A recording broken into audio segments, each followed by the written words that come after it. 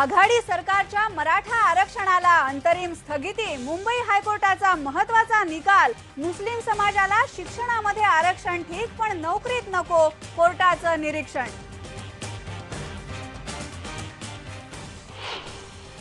कुठल्याही परिस्थितीमध्ये मराठा आरक्षण टिकेल अशा प्रकारचे सगळे उपाययोजना आम्ही करू। जर राज्य सरकार सुप्रीम कोर्टात गेलं नाही तर काँग्रेसतर्फे आम्ही सुप्रीम कोर्टात जाऊ। मराठा आरक्षण कायम ठेवण्यासाठी प्रयत्न करू, गरज पडली तर सुप्रीम कोर्टातही जाऊ, मुख्यमंत्र्यांचं आश्वासन। सरकार सुप्रीम कोर्टात गेलं नाही तर काँग्रेस जाईल, राणेंचा इशारा। नमस्कार, मी आरती कुलकर्णी। महाराष्ट्र नामामध्ये मराठा आरक्षणाबद्दलची ही महत्त्वाची बातमी आपण बघणार आहोत, त्याचबरोबर हेडलाईन्सही बघूया। विधानसभेमधली युती फिसकटल्यानंतर पैठणमध्ये भाजपचे अध्यक्ष अमित शहा आणि शिवसेनेचे खासदार चंद्रकांत खैरे एकाच व्यासपीठावर संत एकनाथ साखर कारखान्याच्या कार्यक्रमामध्ये आले एकत्र।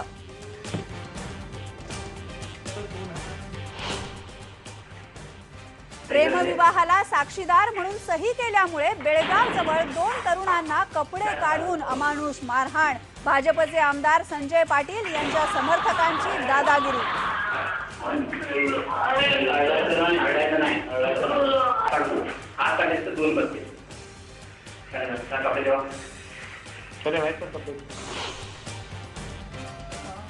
राष्ट्रवादीचे अध्यक्ष शरद पवारांनीही उचलला झाडू, बारामतीमध्ये डेंग्यूनं दोघांचा मृत्यू झाल्यामुळे पवार कुटुंबियांनी सुरू केली स्वच्छता मोहीम, तर मुंबईमध्ये स्वच्छ भारत अभियानाअंतर्गत मुख्यमंत्र्यांनी धोबी तलाव परिसरात केली स्वच्छता।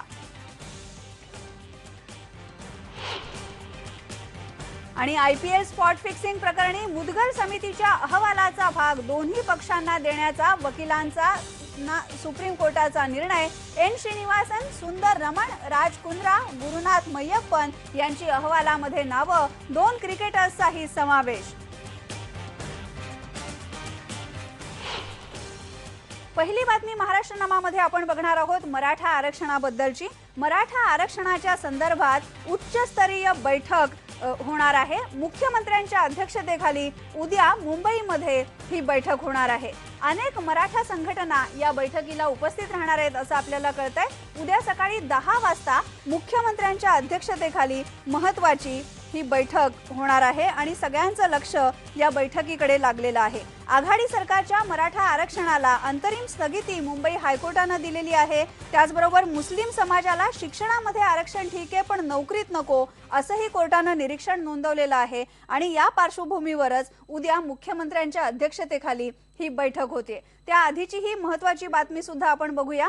मुंबई हायकोर्टाने मराठा आरक्षणाच्या निर्णयाला स्थगिती दिलेली आहे। 3 वेगवेगळ्या याचिकांवर मुंबई हायकोर्टाने हा निर्णय दिलाय। काँग्रेस आणि राष्ट्रवादीच्या आघाडी सरकारनं ऐन लोकसभा निवडणुकांच्या तोंडावर 16% मराठा आरक्षण देण्याचा निर्णय घेतलेला होता। मराठा समाज हा सामाजिकदृष्ट्या मागास नाही, घटनेनुसार 50%पेक्षा जास्त आरक्षण देता येत नाही असं कोर्टाने म्हटलेलं आहे। या प्रकरणाची पुढची सुनावणी 5 जानेवारीला होणार आहे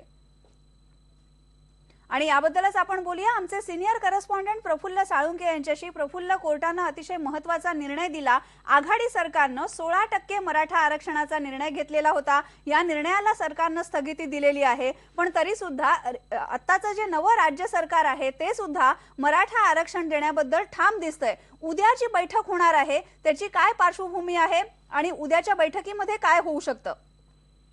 आरती, या ठिकाणी जर आपण पाहिलं तर जरी आजचं भाजप सरकार मराठा आरक्षणाबद्दल कितीही जागृत आहोत असं दाखवत असलं तरी आज सकाळी कोर्टाचा ज्यावेळी निर्णय आला त्यावेळी सर्वात प्रथम विनोद तावडे यांनी स्पष्ट केलं की यावर सर्वपक्षीय बैठक आणि मराठा आरक्षणाच्या संदर्भातल्या सर्व संघटनांना एकत्र बोलवायला हवं।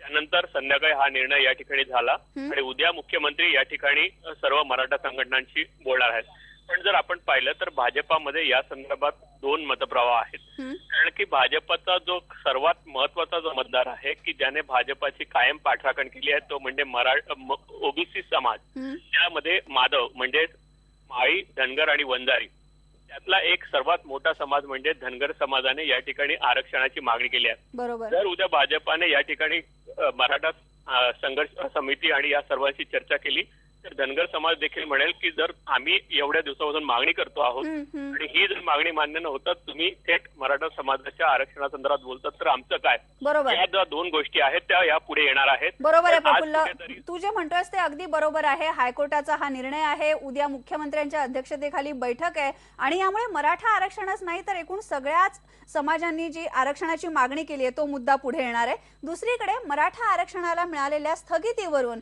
नारायण राणेंनी भाजप सरकारवर सडकून टीका केली. भाजप सरकारनं कोर्टामध्ये वकिलांतर्फे योग्य बाजू मांडली नाही असा आरोप नारायण राणेंनी केलाय. तसंच सरकार कोर्टात गेलं नाही तर काँग्रेस कोर्टात जाईल असा इशाराही त्यांनी दिला. मुख्यमंत्री देवेंद्र फडणवीस यांनी मात्र हायकोर्टाच्या निर्णयाच्या विरोधात सुप्रीम कोर्टात जाण्याचा निर्धार व्यक्त केलेला आहे.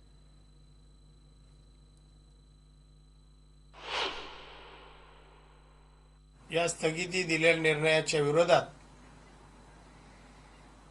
जर राज्य सरकार सुप्रीम कोर्टात गेलं नाही तर काँग्रेसतर्फे आम्ही सुप्रीम कोर्टात जाऊ. मुख्यतः यामध्ये मी म्हणेन आताचं सरकार, नवीन आलेलं सरकार कोर्टात बाजू मांडायला कुठे कमी पडलाय असं माझं मत आहे.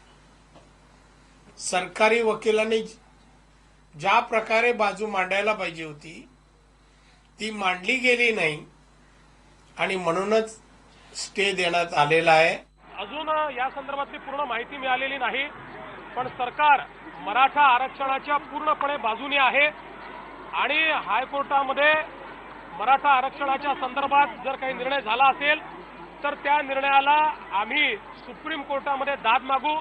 कुठल्याही परिस्थितीमध्ये मराठा आरक्षण टिकेल अशा प्रकारचे सगळे उपाययोजना आम्ही करू. जर काही त्रुटी दाखवल्या असतील तर नागपूरच्या अधिवेशनामध्ये कायद्यामध्ये त्या त्रुटी दूर करू. आपण बघितलं मराठा आरक्षणावरून आता काँग्रेस आणि भाजप आमने सामने आलेले आहेत. पुढची बातमी बघूया. काँग्रेसच्या शिष्टमंडळानं आज राज्यपालांची भेट घेतली. सरकारनं मतदान घेऊन बहुमत सिद्ध करावं अशी मागणी काँग्रेसच्या शिष्टमंडळानं केली आहे. बहुमत सिद्ध करताना घटनेची पायमल्ली झाली असा आरोप काँग्रेसच्या नेत्यांनी केलाय. त्याचबरोबर राज्यपाल सी विद्यासागर राव यांना धक्काबुक्की झाल्याप्रकरणी त्यांनी दिलगिरीही व्यक्त केली. यानंतर आपण एक ब्रेक घेणार आहोत आणि ब्रेक नंतर बघूया.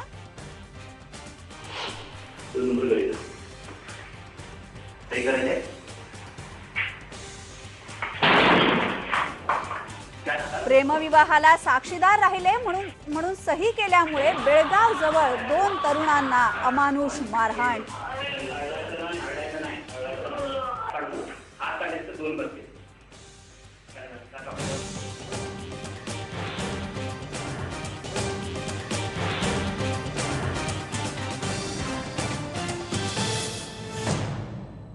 ब्रेक नंतर आपण बघणार आहोत बेळगाव मधली एक बातमी आहे, अस्वस्थ करणारी बातमी आहे आणि ही दृश्य तर तुम्हाला विचलित करू शकतात. बेळगाव शहराच्या जवळ बेळगुंदी गावामध्ये 2 तरुणांना अमानुषरित्या मारहाण करण्यात आलेली आहे. प्रेमविवाहाला साक्षीदार म्हणून सही केल्याच्या आरोपावरून या 2 तरुणांना मारहाण करण्यात आली आहे. दोन्ही तरुणांना कपडे काढून अमानुषरित्या मारहाण झालेली आहे आणि बेळगाव ग्रामीणचे भाजपचे आमदार संजय पाटील यांचे खंदे समर्थक सुरेश घाटगे आणि इतर समर्थकांनी या 2 तरुणांना मारहाण केलेली आहे.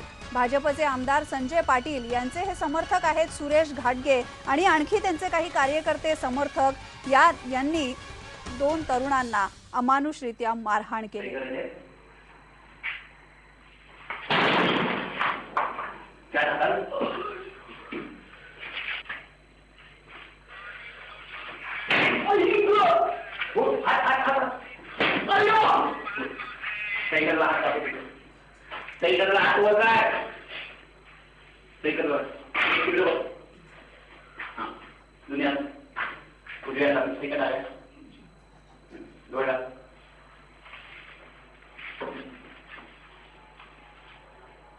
जरा खाली बोट कर म्हणजे बोट इथून तुझे सह्या येऊ नये. गोळा थांबले एवढ्या सही करणार लोकांच्या सही कर रहे ठाकूर जी. आपण बघितलं अस्वस्थ करणारी, विचलित करणारी अशी ही दृश्य आहेत. अमानुषरित्या मारहाण केली आहे 2 तरुणांना आणि ते सुद्धा बेळगाव ग्रामीणचे भाजपचे आमदार संजय पाटील यांचे समर्थक आहेत सुरेश घाटके आणि त्यांच्या समर्थकांनी ही मारहाण केलेली आहे. याबद्दल आपण बोलूया आमचे करस्पॉन्डंट संदीप राजगोळकर यांच्याशी. संदीप, जे दृश्यांमध्ये दिसतंय ते खूपच अस्वस्थ करणारं आहे. ही दृश्य बाहेर कशी आली आणि पोलिसांनी या सगळ्या प्रकरणाची दखल घेतली आहे का? आरती अतिशय धक्कादायक हा प्रकार म्हणावा लागेल, कारण आपल्याला व्हिज्युअल्स बघतानाच अंगावर काटा येण्यासारखी ही व्हिज्युअल्स आहेत. जरी ही घटना बेळगाव शहराजवळ घडलेली असली तरी याचं जे मूळ कनेक्शन आहे ते कोल्हापूर जिल्ह्यातल्या चंदगड तालुक्यामध्ये आहे. चंदगड तालुक्यातलं हे कुदनूर नावाचं जे गाव आहे, या गावातला हा संजय घाटके हा इसम आहे. पण हा गेली 10-12 वर्ष बेळगावमध्ये राहतो आणि जे भाजपचे आमदार आहेत संजय पाटील, त्या संजय पाटलांची सगळी जे आर्थिक व्यवहार असतील किंवा जमिनीचे व्यवहार असतील हे सगळं हा सुरेश घाटके सांभाळतो. पण सुरेश घाटकेच्या पुतणीनं पळून जाऊन लग्न केलं होतं आणि याच लग्नाला ह्या 2 मुलांनी साक्ष दिली होती. जो फॉर्म असतो लग्नाचा त्या फॉर्मवर या दोघांनी सही केली होती. म्हणून या दोघांना त्यानं बेळगुंदी या गावाजवळ नेऊन अमानुष अशी मारहाण केली आहे. ही घटना साधारणतः 3 नोव्हेंबरला घडलेली आहे. पण चंदगड पोलीस स्टेशनमध्ये राजकीय दबाव आल्यामुळे याबाबतचा गुन्हा दाखल झाला नव्हता. पण अखेर बेळगाव जवळच्या काकटी पोलीस स्टेशनमध्ये गुन्हा दाखल झालेला आहे आणि आता सुरेश घाटके आणि त्याच्या साथीदाराला पोलिसांनी अटक केलेली आहे. स्वतः जिल्हा पोलीस प्रमुख असतील किंवा इतर पोलीस अधिकारी असतील यांनी याबाबतची आता सगळी गंभीर दखल घेतलेली आहे. आज सकाळपर्यंत हे दोघेही फरार होते, पण नंतर हे पोलिसांच्या तावडीत आले आहेत. दुसरी महत्वाची गोष्ट, सुरेश घाटकेच्या साथीदारानंच हे जी व्हिडिओ क्लिप आहे हे तयार केलं होतं. मात्र मोबाईल मधून हे बाहेर पडलं आणि व्हॉट्सअपच्या माध्यमातून हे सगळीकडे आता माध्यमांपर्यंत पोहोचलेलं आहे. संदीप, महत्वाची बातमी आहे, संजय पाटील यांचे जे समर्थक आहेत सुरेश घाटगे आणि त्यांच्या कार्यकर्त्यांनी ही मारहाण केली आहे. त्यांना आता पोलिसांनी अटक केलेली आहे.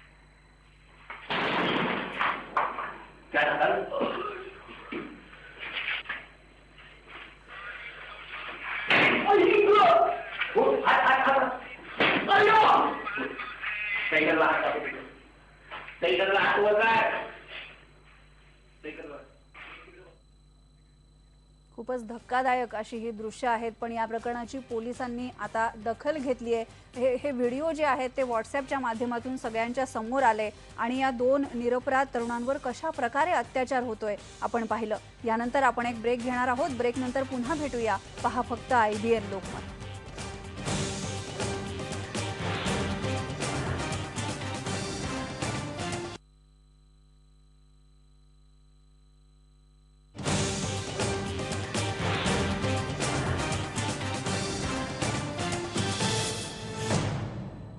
आज मुंबईमध्ये बालदिन मोठ्या उत्साहामध्ये साजरा करण्यात आला. सायनच्या DS हायस्कूलच्या सुमारे 125 विद्यार्थ्यांनी एकत्र येऊन अनोख्या पद्धतीनं बालदिन साजरा केलाय. याबद्दल सांगतोय आमचा रिपोर्टर रोहन कदम.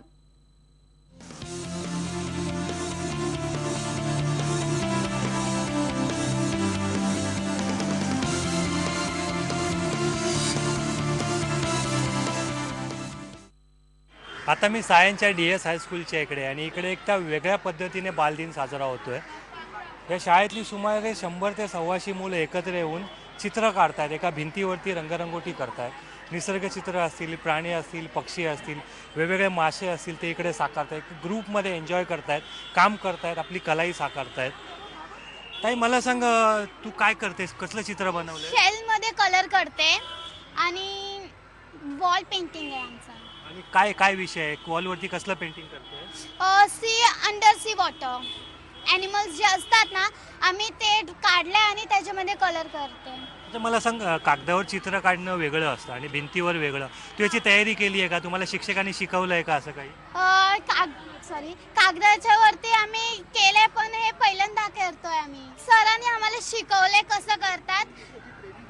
पूर्ण ट्रेनिंग आम्हाला भेटली आहे. इकडे यांचे सर पण आहेत, त्यांना पण आपण विचारूया. प्रधान सर, 100-125 मुलं आहेत, एकत्रितपणे चित्र काढतायत. ही संकल्पना काय आहे नेमकी? थोडी वेगळी आहे, समजावून सांगाल? थोडक्यात काय की पंतप्रधानांचे जे स्वच्छता अभियान जे होतं त्या अनुषंगाने आम्ही काही प्रकल्प राबवायचा विचार केला. तर शाळेची ही मोठी भिंत आहे 200 फूट आणि नेहमी इकडे लोक थुकून ठेवतात किंवा काहीतरी घाण करून ठेवतात.